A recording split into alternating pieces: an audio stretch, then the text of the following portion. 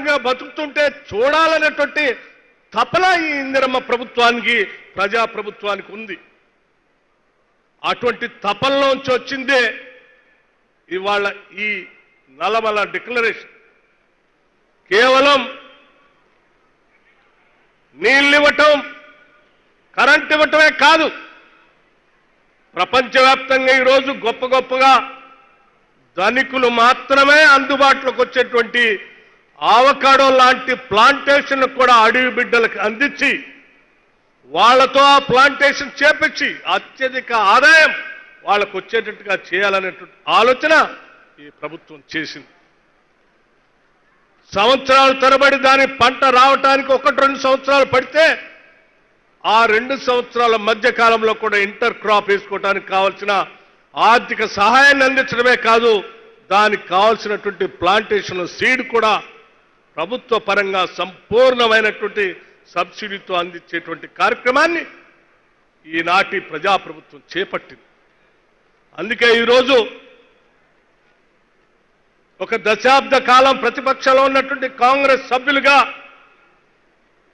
ఆనాడు ప్రజా వ్యతిరేక ప్రభుత్వం నడుస్తూ ఉంటే ప్రజల కోసం తెచ్చుకున్న తెలంగాణ రాష్ట్రం అన్యాయం అయిపోతున్నటువంటి బాధతో ఆనాడు పిసిసి ప్రెసిడెంట్గా, ఈనాటి ముఖ్యమంత్రిగా రేవంత్ రెడ్డి గారు భారీ బహిరంగ సభలు, పాదయాత్రలు, ఇంకో పక్క నేను సిఎల్పి నాయకుడిగా ఆదిలాబాద్ నుంచి ఖమ్మం వరకు చేసేటువంటి పాదయాత్రలో భాగంగా ఈ నల్లమల ప్రాంతానికి కూడా వచ్చినప్పుడు మా కాంగ్రెస్ నాయకత్వానికి ప్రజలు చెప్పినటువంటి బాధలు, వాళ్ళ గుండె చప్పుల్ని గుర్తు పెట్టుకొని ఆ గుండె చప్పుళ్ళకి సమాధానం చెప్పడం కోసం తీసుకొచ్చిందే ఈ నల్లమల్ల డిక్లరేషన్. ఈ డిక్లరేషన్ తో రాష్ట్ర ప్రజల జీవితాల్లో వెలుగు నింపబోతా ఉంది ఈ ప్రభుత్వం. ఇలా ఈ రాష్ట్ర ప్రజల జీవితాల్లో వెలుగు నింపొద్దని, వాళ్ళు అడవుల్లోనే ఉండాలని, వాళ్ళకి ఆదాయం రావద్దని, వాళ్ళకి భూములు అందించొద్దని, వాళ్ళకి నీళ్లు రావద్దని కుట్ర చేసేటువంటి కొద్ది మంది కుట్రదారులు నిత్యం ఈ ముఖ్యమంత్రి పైన, లేకపోతే మా మంత్రివర్గ సహచరుల పైన, లేకపోతే ఈ ప్రభుత్వం పైన దాడి చేస్తూ మాటలతో ప్రజల్ని తప్పుదోవ పట్టించడం కోసం ప్రయత్నం చేస్తా ఉన్నారు. నిత్యం ప్రజల కోసం పనిచేసే ఈ ప్రభుత్వాన్ని ఒక మాట అన్నా, లేకపోతే మీరు కుట్ర చేసినా అది రాష్ట్ర ప్రజల పైన మీరు చేస్తున్నటువంటి కుట్రగానే మేము చూస్తాం తప్ప ఏదో రాష్ట్ర ప్రజల కోసం మేము చేస్తున్నటువంటి మాటలుగా మేము చూడం. ఆనాడు గడిల్ని కాపాడుకోవటం కోసం గడిలో ఉన్నటువంటి నాయకులు వాళ్ళ ప్రభుత్వాన్ని, వాళ్ళ పాలనని వాళ్ళు ఈ రాష్ట్ర సంపదను పంచుకోవటం కోసం, తినటం కోసం ఆలోచన చేశారు తప్ప ఈ రాష్ట్రంలో ఉన్నటువంటి ఆదివాసీ బిడ్డల గురించి ఒక్కరోజు కూడా ఆలోచన చేయలేదు. మరి చేసుంటే ఆ రోజు మహిళలను కూడా చూడకుండా చెట్టు కట్టేసి కొట్టేవాళ్ళు కాదు. వాళ్ళ గురించి ఆలోచన చేస్తుంటే భూమి దున్నుకోవటానికి పోతే పోలీసుల చేత అక్రమంగా కేసులు పెట్టించేవాళ్ళు కాదు. వాళ్ళు కేవలం గడిల కోసం, గడిల్లో బతుకుతున్నటువంటి ప్రజల కోసం ఆలోచన చేశారు. ఈ ప్రభుత్వం ప్రజల కోసం ఆలోచన చేస్తాం. ప్రతి పైసా ప్రజల కోసమే ఖర్చు పెడతాం, సంపద సృష్టిస్తాం, సృష్టించిన సంపదని ప్రజలకి పంచుతాం. ఇదే మా నినాదం.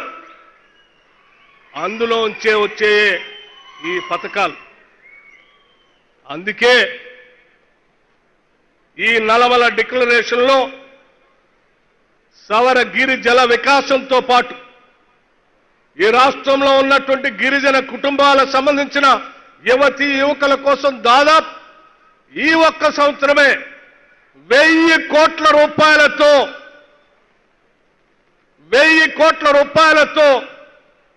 రాజీవ్ యువ వికాసం అని సెల్ఫ్ ఎంప్లాయ్మెంట్ స్కీమ్ ని ప్రకటించి ఇవాళ రాష్ట్ర వ్యాప్తంగా ఉన్నటువంటి గిరిజన కుటుంబాలకు సంబంధించిన యువతీ యువకుల కోసం రేపొద్దున జూన్ 2వ తారీఖు నాడు రాజీవ్ యువ వికాసంతో కనీసం 1000 కోట్ల తగ్గకుండా గిరిజన కుటుంబాలకు సంబంధించిన యువతి యువకుల కోసం సెల్ఫ్ ఎంప్లాయ్మెంట్ స్కీమ్ కూడా అనౌన్స్ చేశాం. జూన్ 2వ తారీఖు రాష్ట్ర ఆవిర్భావ దినోత్సవం రోజు ఆ శాంక్షన్ లెటర్స్ కూడా ఇస్తుంది ఈ రాష్ట్ర ప్రభుత్వం. అంతేకాదు ముఖ్యమంత్రి గారు, హౌసింగ్ మంత్రి గారు, లేకపోతే మిగతా మంత్రులు ఇందాక మాట్లాడుతూ ఓ మాట చెప్పారు. నిజంగా మీ అందరి తరఫున గుండెల నిండా సంతోషంగా నేను ఈరోజు మాట్లాడుతూ ఉన్నాను. ఈ రాష్ట్రంలో ఉన్న ప్రిమిటివ్ ట్రైబ్స్ అందరి కోసం శాచ్యురేషన్ మోడ్లో ప్రతి ఇంటికి 5 లక్షల రూపాయలతో శాచ్యురేషన్ మోడ్తో అందరికీ ఇళ్లు కట్టించే కార్యక్రమం చేద్దామని ముఖ్యమంత్రి గారు ఇందాక ప్రకటిస్తే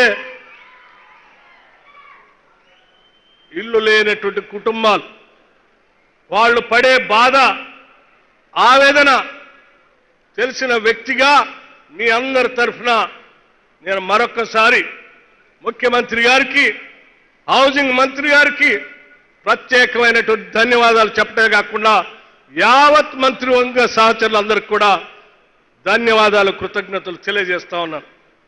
మిత్రులారా, ఇది మన ప్రభుత్వం, ప్రజల ప్రభుత్వం, ఇది